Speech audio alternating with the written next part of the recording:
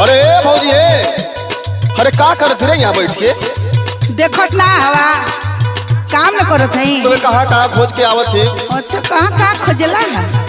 अरे का बताए मड़ैया में खोजने पूरा बखरिया खोजने तो पता ना चलते। जब बैठ के तू बर्तन धोत है कि मशीन पे है दे।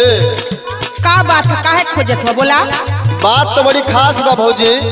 खास बा? हाँ कैसन हो? अरे पूरा गांव भर के लड़कन से घूम घूम के बड़ा सवाल कर लेता ना। अच्छा ये बात बा। अब भौजी का इंतजार करे से पहले चली भौजी से हम ही सवाल।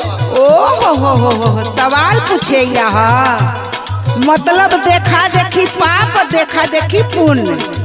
अच्छा तो तू अपने दिल का भड़ास आज मिटाइए ला, लेकिन एगो शर्त बा। का शर्त बा भौजी? सवाल जवन कुछ पूछी बढ़िया होके के चाहिए। अरे भौजी मैं सवाल पूछब लेकिन एकदम साफ सुथरा सवाल। अच्छा पूछा तो बाबू तैयार बाड़ू ना? हाँ हो।